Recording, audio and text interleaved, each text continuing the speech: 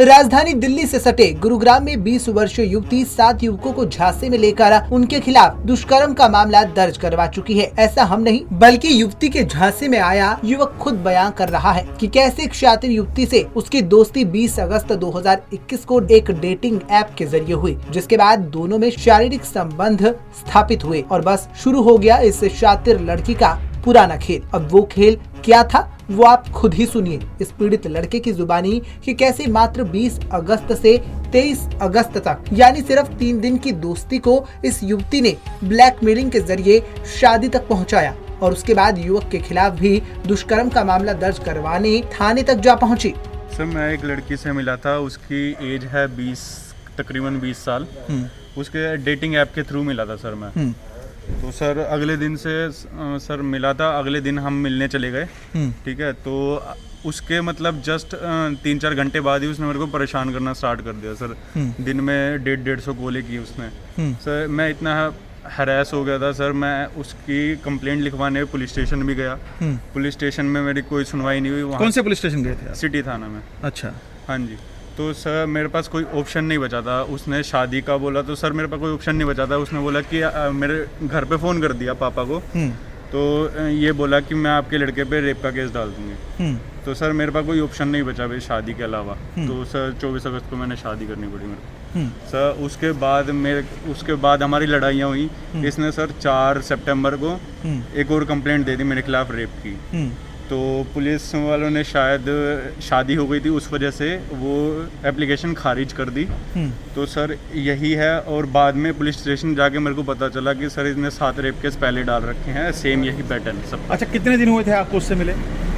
Sir मेरे को एक ही दिन हुआ था, अगले दिन हम मिलने चले गए थे। हाँ। और तीसरे-चौथे दिन हमारी शादी हो गई थी। फिजिकल रिलेशन आपके साथ उसका हुआ था? नेक्स्ट डे हुआ था। हाँ जी। उसके बाद उसने हरास करना स्टार्ट कर दिया। हरास कर रहे हैं क्या? कुछ आपसे पैसे की डिमांड की कर रही थी? पैसे की डिमांड नहीं की, बट सर दिन मेरे को टाइम की डिमांड की और मैं तेरे साथ रहूँगी। फिर इसने शादी के लिए फोर्स करा और फिर सर यही हुआ था। फिर अंत में मेरे को शादी करनी पड़ी। अच्छा, आपको पता लग गया है कि किस तरह की वो लड़की है? क्या चाहते हैं अब आप? सर इसके खिलाफ कानूनी कार्रवाई हो, अच्छे मतलब जो भी कानून की तरफ से कार्रवाई हो सकती है। सर एक साल में किसी के 9 रेप नहीं हो सकते। और अगर हो भी रहे हैं तो सर ये पुलिस को सोचना चाहिए कैसे हो रहे हैं। तो इसके खिलाफ कानूनी कार्रवाई हो और मेरे को इससे छुटकारा दिला जाए। अच्छा, आपके परिवार को कितना इसमें झेलना पड़ा सब कुछ ये परेशानी?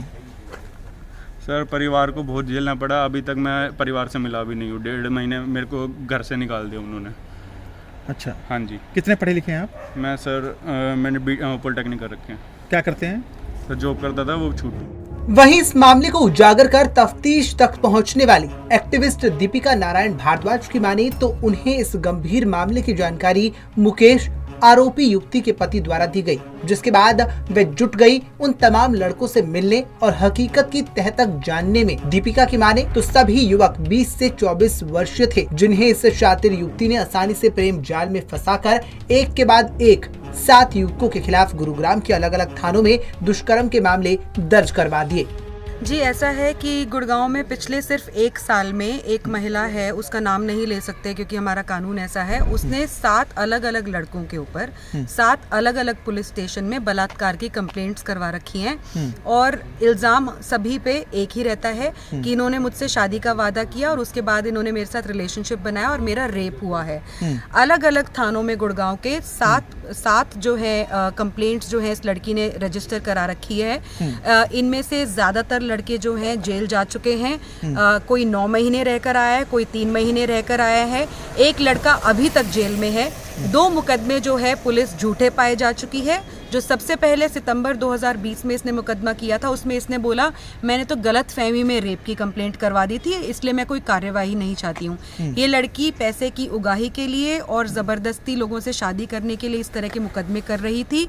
मेरे से एक लड़के ने कांटेक्ट किया जिससे इसने ज़बरदस्ती 24 अगस्त को शादी कर ली आर्य समाज मंदिर में, यही कह के कि मैं तुझे रेप के केस में फंसा दूंगी अगर तू मुझसे शादी नहीं करेगा। 3 दिन पहले लड़की उससे मिली थी और 3 दिन में इसने उससे शादी कर ली। तो मैंने कमिश्नर ऑफ पुलिस में सीपी ऑफिस में कंप्लेंट करी थी 19 अक्टूबर की जी, लेकिन उन्होंने कुछ बहुत ज़्यादा सीरियसनेस से इस मुद्दे को लिया नहीं। तब मैंने प्रीति मैडम को फ़ोन करके बोला कि मैम सिर्फ महिलाओं की सुरक्षा होती है क्या? एक महिला इस तरह से कानून का बेजा इस्तेमाल कर रही है तो मैम आप कुछ करेंगे क्या? And thankfully Preeti Bhardwaj ma'am ने जो है इमीडिएटली कॉग्निजेंस लिया और उन्होंने SIT फॉर्म करने के लिए बोला है DGP हरियाणा को। तमाम लोगों से मिली हैं आप जो भी इसमें एक्यूज थे रेप के केस में, अब तो विक्टिम हो गए हैं क्योंकि 2 केस झूठे पाए गए हैं। क्या कुछ उनकी तरफ से कहना था उनका?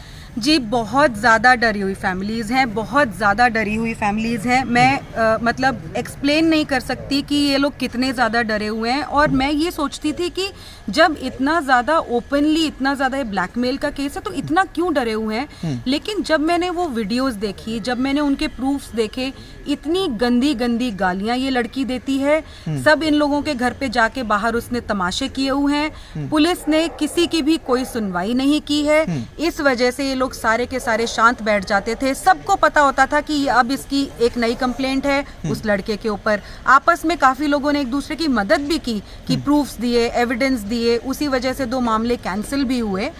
लेकिन बहुत ज्यादा डरे हुए लोग हैं क्योंकि कानून ये 2 पुलिस वालों को लाइन हाजिर करवा चुकी है। कानून का इसको पूरा का पूरा ज्ञान है। IPC की धाराएं इसको रटी हुई हैं। तो आप देख सकते हैं कि किस तरह से किस लेवल का कानून का दुरुपयोग हो रहा है। आज के समय पे कानून इतना ज्यादा स्ट्रिक्ट हो गया है, जो महिला बोले वो परम सत्य है। उसी के बेसिस पे चार्जशीट पुलिस फाइल कर देती है। किसी की कोई इन्वेस्टिगेशन नहीं करती है, कोई रिकॉर्ड्स नहीं देखती है। अगर इस केस में एविडेंस देखे जाएं, दुनिया भर के एविडेंस हैं इन लड़कों के पास जो कि ये बताते हैं कि उसका कंसेंशुअल इन लोगों के साथ रिलेशनशिप था। लेकिन पुलिस को कोई फर्क नहीं पड़ता। पुलिस साफ बोलती है लड़का अगर लड़की के साथ किसी होटल में गया था हम तो रेप का केस करेंगे। इसी मुझे उम्मीद जागी है क्योंकि प्रीति मैम ने DGP हरियाणा को लिखा है और मुझे लगता है कि ये केस जो है अपने आप में एक इतना बड़ा केस है कि अगर इसकी तह से इन्वेस्टिगेशन हो जाए तो पता चलेगा कि किस तरह से रेप लॉज का इंडिया में बहुत बुरी तरह से मिसयूज हो रहा है, पैसे की उगाही के लिए, बदले के लिए या किसी भी वजह से। तो मेरी बस यही रिक्वेस्ट रहेगी DGP हरियाणा साहब से कि ये तो मुकदमे सामने FIR हैं, जाने कितने ऐसे लोग हैं, सबको किसी ना किसी के बारे में पता है जिससे पैसे लेकर बाहरों बाहर सेटलमेंट कर ली। तो इस लड़की का फोन जब्त होना चाहिए, इस लड़की की अरेस्टिंग होनी चाहिए, एक SIT बैठनी चाहिए कि इसके पीछे कौन है। अगर पुलिस वाले हैं तो पुलिस वाले, लॉयर्स हैं तो लॉयर्स, इसके परिवार वाले हैं तो परिवार वाले।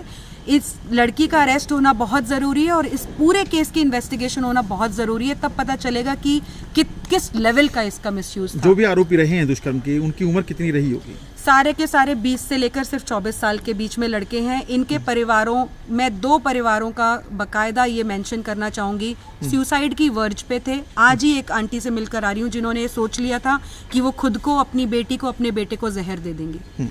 लेकिन उन्होंने बस यही सोचा कि फिर उसके बाद मेरे परिवार का क्या होगा। एक और फैमिली से बात करी थी, उनका भी यही सेम था कि सुसाइड की वर्ज पे थे वो लोग बेचारे। लेकिन उन्होंने यही सोचा कि अगर हम नहीं रहेंगे तो हमारे बच्चों का कोई क्या करेगा।